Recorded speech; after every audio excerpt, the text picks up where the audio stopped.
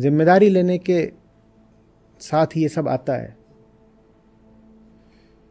चिंताएं आती हैं, दुख आते हैं, हार झेलनी पड़ती है। कभी सुना है कुर्सी हार गई? कुर्सी हार नहीं सकती। कुर्सी कहती है मैं जीतने का अप्रयास ही छोड़ती हूं, कम से कम हारना तो नहीं पड़ेगा। मनुष्य को हार झेलनी पड़ती है। जो जिम्मेदार हुआ वो मानो कि हार के लिए तैयार हुआ। जिम्मेदारी का मतलब ही अब एक के बाद एक हार मिलेगी आपको। जिसको हार से बचना हो वो सीधे ही कह देते हैं क्या करना है, कुछ नहीं है, ठीक है चलो।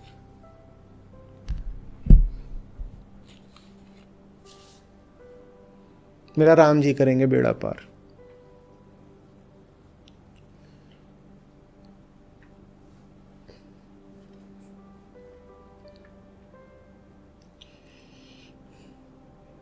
जैसे किसी छात्र ने साल भर पढ़ाई ना करी हो और परीक्षा के दिन क्या गा रहा है? नैया मेरी राम हवाले, लहर लहर हरि आप संभाले। करते हैं। भारत में धार्मिकता हर साल अप्रैल मई में बहुत तेजी से बढ़ती है।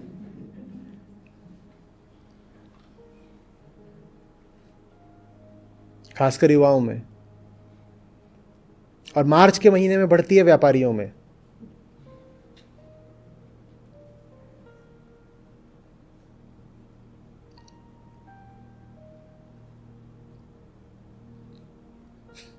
अरे जो करा है साल भर वो तो भुगतोगे ना। अब दही चाटने से क्या होगा? उम्मीद ही छोड़ दो कि बाहर से कहीं से बल आएगा।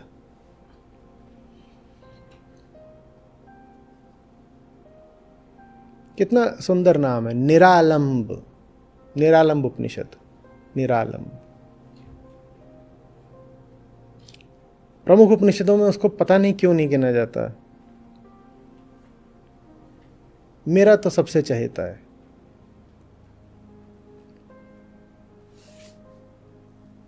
अभी 2-4 दिन पर उस पर पुस्तक भी आ रही है। बिना आलंब का, बिना अवलंबन का, टिका नहीं है किसी पर, किसी पर आश्रित नहीं, निराधार।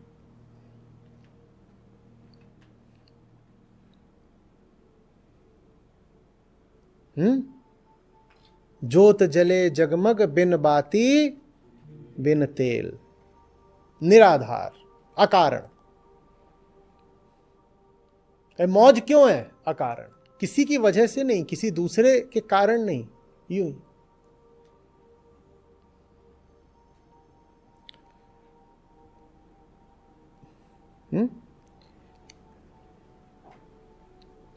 और ये बड़ा विनोद रहा है जीवन का कि जो दूसरों पर टिकना छोड़ देते हैं वो सब दूसरों के लिए अमृत जैसे हो जाते हैं। ये है साहब, इन्होंने कह दिया था मैं हूं निराधार।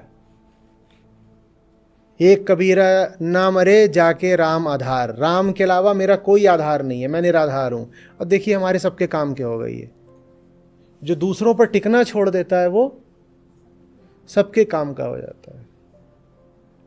उसको संसार फिर शताब्दियों तक याद रखता है।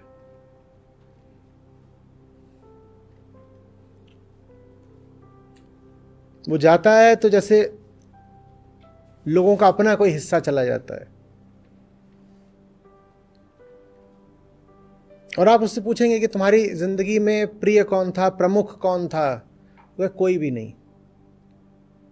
आप उससे पूछेंगे तुम किसके थे? वो कहे किसी के भी नहीं। जो किसी का नहीं होता, इतना तो पूरा करोगे ही।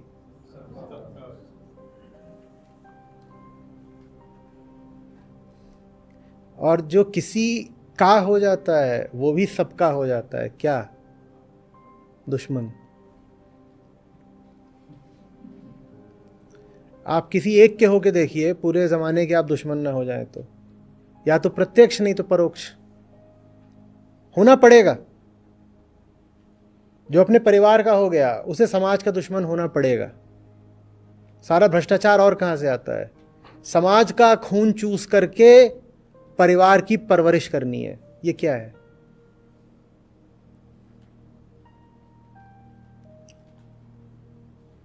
जो एक खंड का हो गया उसे दूसरे खंड से दुश्मनी करनी ही पड़ेगी, नहीं तो एक खंड के कैसे हो पाओगे? मैं एक क्षेत्र का हो गया, दूसरे क्षेत्र से रंजिश तो रखनी पड़ेगी ना। आप ये नहीं कह सकते नहीं नहीं सब क्षेत्रों में सद्भावना रहे, ऐसा भी तो हो सकता है। वो बड़ी सीमित सद्भावना होती है। सद्भावना ज्यादा बढ़ जाए तो क्षेत्रों के अस्तित्व को ही खतरा हो जाता है। सद्भावना एकदम बढ़ गई तो क्षेत्रों का क्या होगा? मिट जाएंगे, सीमाएं गिर जाएंगी, दीवारें टूट जाएंगी। जैसे पूर्व पश्चिम जर्मनी के बीच टूटी थी, उन दोनों को दिख गया हम तो एक ही हैं, जर्मन है। एक को पकड़ लिया रूस ने, एक को अमेरिका ने पकड़ लिया, हमें नहीं पसंद है, हम जर्मन है। सद्भावना बढ़ गई, दीवार टूट गई, क्षेत्र मिट जाते हैं।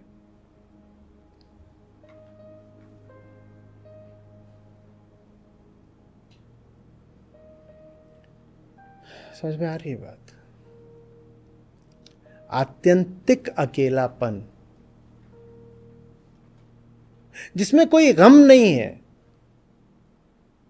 उसमें कोई नीरसता या तन्हाई वाली बात नहीं है, उसमें बस बल मात्र है और आंतरिक परिपूर्णता।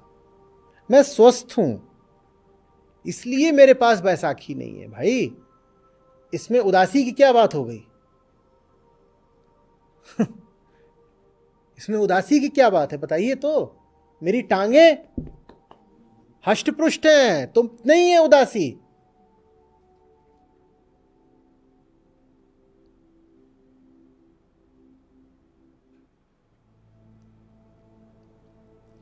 टांगों का मजबूत होना कोई अफसोस मनाने की बात है?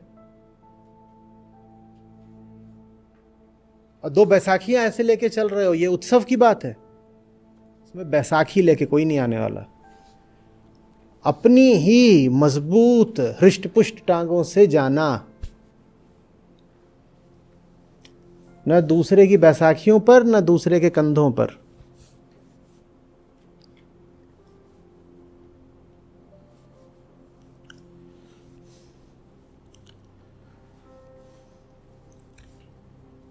स्पष्ट हो रहा है?